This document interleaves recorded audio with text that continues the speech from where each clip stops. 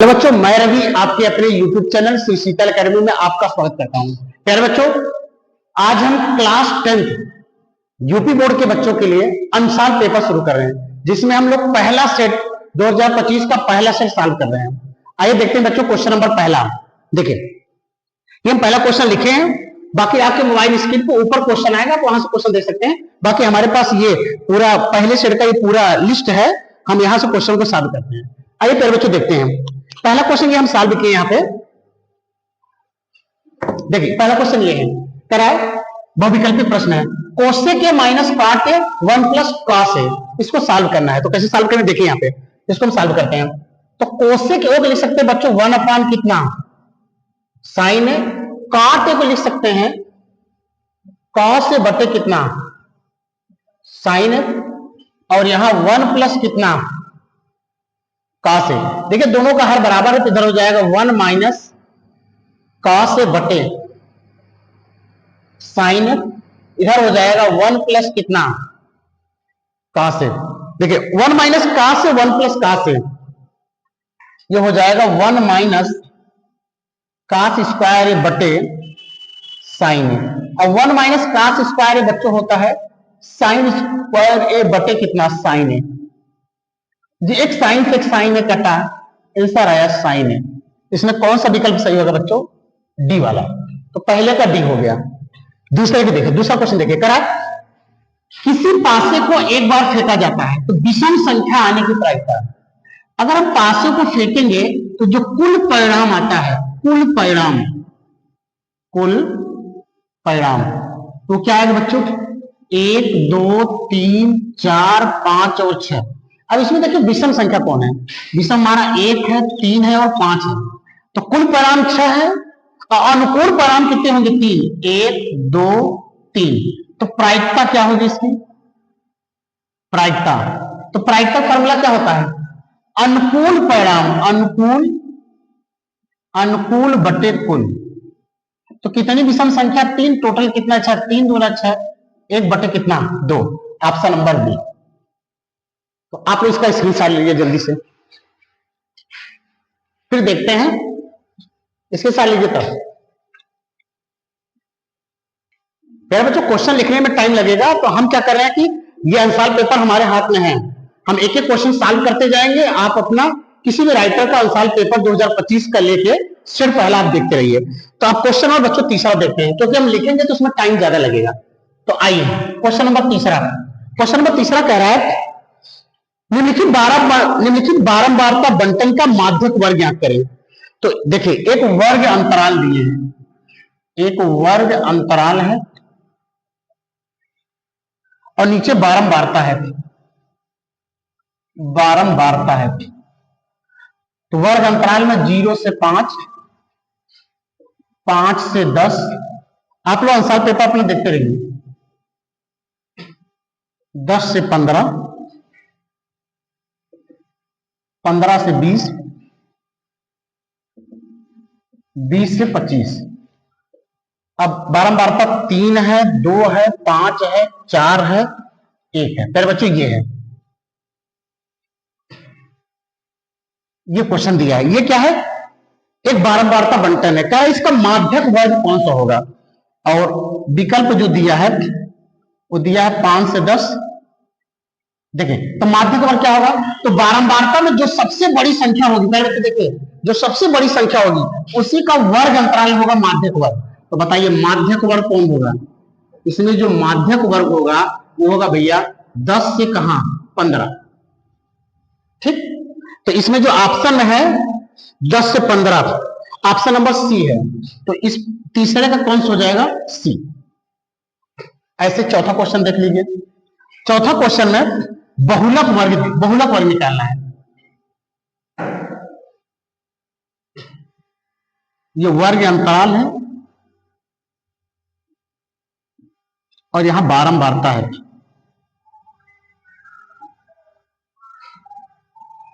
0 से 7, 7 से 14,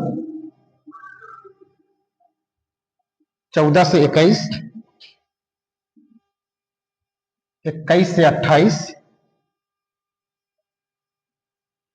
28 से 35,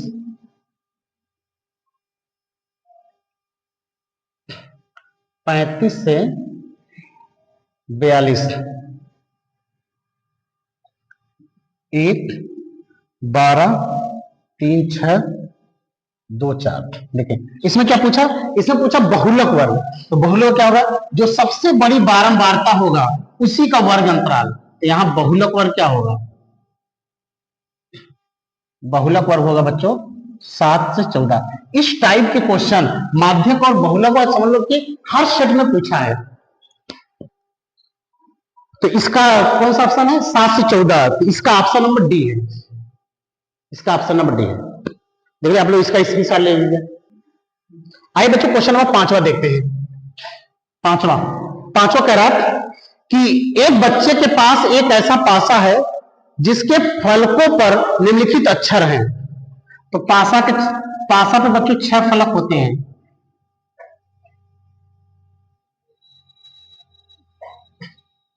ये देखिए 6 फलक है, इसमें लिखे हैं A B C D E और कितना ए, ये लिखे हैं।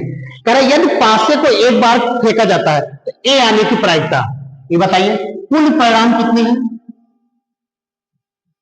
कुल परिणाम कितने हैं 6, ए आने की प्रायिकता। तो अनुकूल परिणाम कितने होगा, अनुकूल परिणाम तो बताओ कितने हैं भैया, 2 ए, अनुकूल परिणाम 2। तो प्रायिकता, प्रायिकता क्या सूत्र था, अनुकूल बट्टे कुल। तो 2/6, 2 तिहाई 6, 1/3, 1/3। तो पांचवे का क्वेश्चन, पांचवे का जो बच्चों ऑप्शन है आप देखिए आंसर पेपर में, ऑप्शन नंबर बी सही है।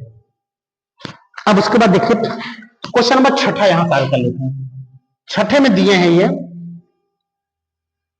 यदि कॉट थीटा बराबर 8/15, तो कह रहे हैं कि साइन थीटा का मान ज्ञात करें। ये है कॉट थीटा बराबर 8/15, तो साइन थीटा का मान। दो तरीका सॉल्व करने का, या तो इसको आप सरसंख्या से सॉल्व करें या फिर त्रिभुज बना के। तो त्रिभुज बिना आसान कर लें, त्रिभुज बना लें। त्रिभुज बनाएंगे तो ये कोण आपका हो जाएगा थीटा, अगर इसको ए माने, इसको बी माने, सी माने, ये लंब होता है, ये आधार, ये कण। तो कॉट थीटा क्या होगा, tan थीटा लंब बटे आधार हो जाएगा, आधार बटे लंब। तो यहां लिख लेंगे, देखिए कॉट थीटा बराबर है 8/15, और कॉट थीटा क्या होता है, आधार बटे लंब। तो आधार कितना है BC, लंब है कितना AB, तो हो जाएगा 8/15। तुलना करें तो BC बराबर कितना 8 और AB बराबर कितना 15। तो यहां पाइथागोरस प्रमेय लगा दिया आप, पाइथागोरस थ्योरम। तो कण का स्क्वायर कितना है AC स्क्वायर, लंब का स्क्वायर मतलब 15 का स्क्वायर प्लस 8 का स्क्वायर। तो 15 में 225, 8 5 64, जोड़ देंगे 5 4 9 6 2 8 2, 289, 289 17 का वर्ग है। तो AC बराबर आ गया 17, इसका मान बच्चों आ गया 17। अब कह रहा है कि साइन थीटा का मान कहां गया, क्वेश्चन कह रहा है साइन थीटा। तो बताइए साइन थीटा क्या होता है, लंब बटे कण। तो लंब है 15 और कण है 17। तो कौन सा ऑप्शन सही है बोले, ऑप्शन नंबर सी सही है। जल्दी आप इसका स्क्रीनशॉट लीजिए। आइए बच्चों क्वेश्चन नंबर 7वां देखिए, थोड़ा स्पीड में कर रहे हैं क्योंकि आप सब पढ़े हैं। 7वां कह रहा कोसेक 60 का मान, कोसेक 60 का मान बताइए। साइन 60 का मान होता है √3/2, तो कोसेक 60 हो जाएगा 2/√3। कौन सा ऑप्शन सही है, ऑप्शन नंबर बच्चों सही है 8। 8वां देखिए, 8वां क्वेश्चन देखिए, cosec square, cosec square theta बटे सेक स्क्वायर थीटा, इसका मान निकालना है। तो सुनिए कोसेक का होता है 1/sin, 1/sin स्क्वायर थीटा। सेक को होगा 1/ कितना cos स्क्वायर थीटा। ये पलट जाएगा तो ऊपर जाएगा तो हो जाएगा cos स्क्वायर थीटा बटे sin स्क्वायर थीटा। तो cos बटे sin भैया cot स्क्वायर थीटा। कौन सा ऑप्शन सही है, ऑप्शन नंबर डी सही है। उतारते चलेंगे आप लोग। 9वां देखें, 9वां HCF दिया है, HCF दिया है 35 49 बराबर कितना 60। तो कह रहा है इसका एलसीएम ज्ञात करें। तो ये पहली संख्या, ये पहली संख्या, दूसरी संख्या। मोस्ट इंपॉर्टेंट क्वेश्चन बच्चों, एचसीएफ एलसीएम का आपको एक क्वेश्चन हमेशा बहुविकल्पी मिलेगा। तो क्या सूत्र होता है कि पहली संख्या गुणे दूसरी संख्या बराबर एलसीएम गुणे एचसीएफ। तो पहली संख्या 35 है, दूसरी संख्या 49 है। एचसीएफ एलसीएम निकालना है। एचसीएफ कितना दिया 7, तो 7 सत्ते 49। तो यहां से एलसीएम बराबर हो गया 35 गुणे 7। तो 7 पचे 35, पास हाथों 3, 7 तिरिक 21, 21 3, 21 22 23 24, 245। ऑप्शन नंबर सी सही है बच्चों। और देखिए अगला क्वेश्चन नंबर 10वां देखिए। 10वां कह रहा दो संख्याएं 306 और 657 का एचसीएफ निकालना है। पहले आप इसका स्क्रीनशॉट लीजिए जल्दी से।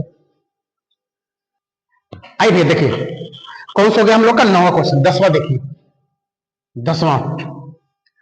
तो 10वां कह रहा है कि दो संख्याएं, एक 306 है और दूसरी है 657।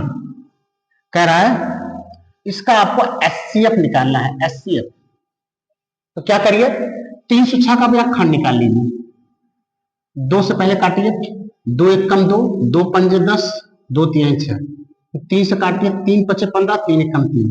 फिर 3 से काटिए, 3 1 कम 3, 2 बचा, 3 से 21। फिर यहां आ गया 17 1 कम 17। तो भैया 306 का खंड क्या आया? 306 का खंड आया 2 गुणे 3 के घात 2 इंटू 17। फिर आया 657, 657। 3 से काटे इसको, 3 दूना 6, 3 1 कम 3, 3 सते 3 दूना 6, 3 1 कम 3, 2 बचा, 3 9 27। फिर 3 से काटिए, 3 6 18, 3 सते 21, 3 3 9, फिर बचा 73, 73 एकम 73। तो 657 का खंड क्या होगा?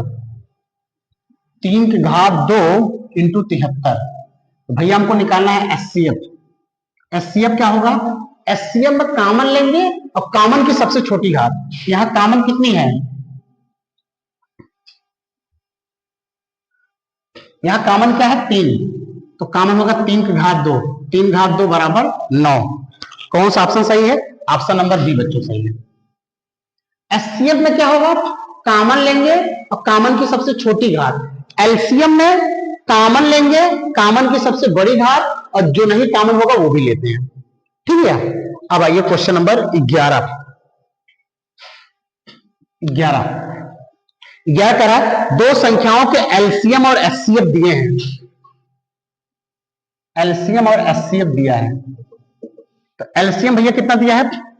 एलसीएम दिया है 168 और एचसीएफ दिए हैं 6। उसमें पहली संख्या दिए हैं 24, दूसरी संख्या निकालना है। तो क्या सूत्र होता है? एलसीएम गुणे एचसीएफ बराबर पहली संख्या इंटू दूसरी संख्या।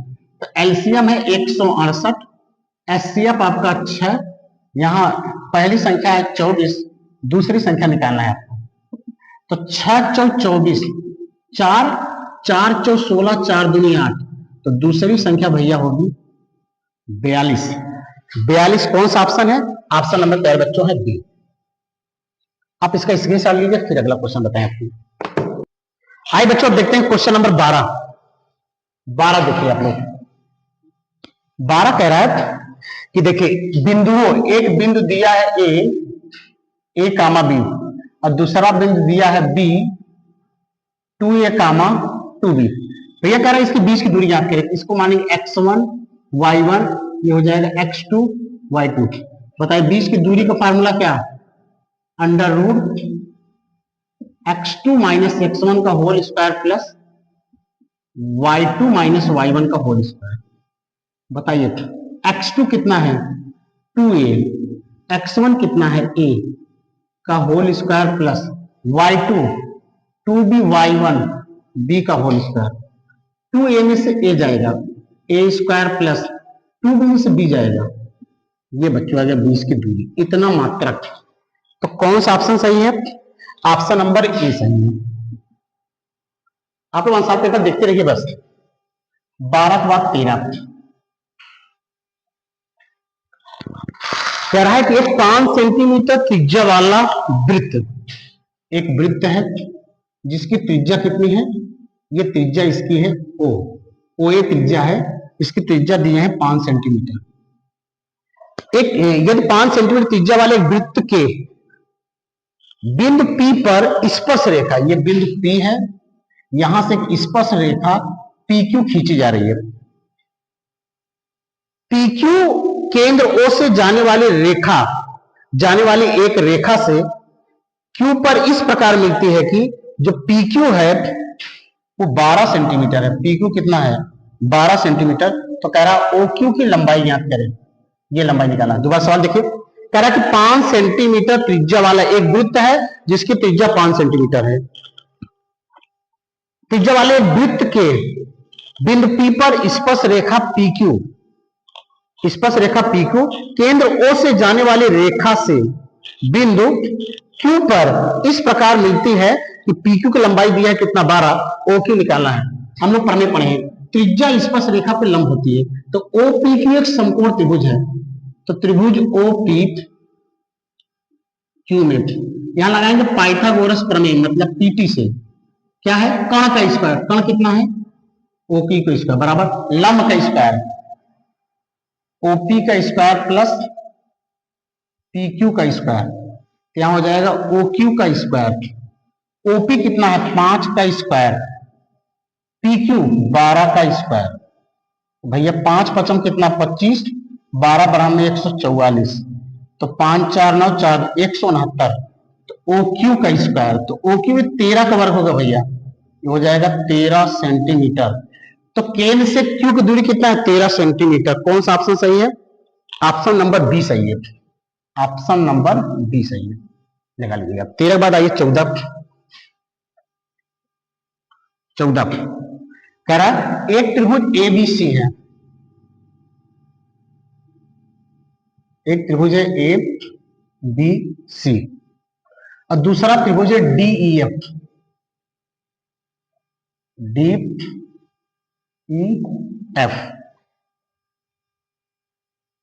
में कोण B बराबर कोण E,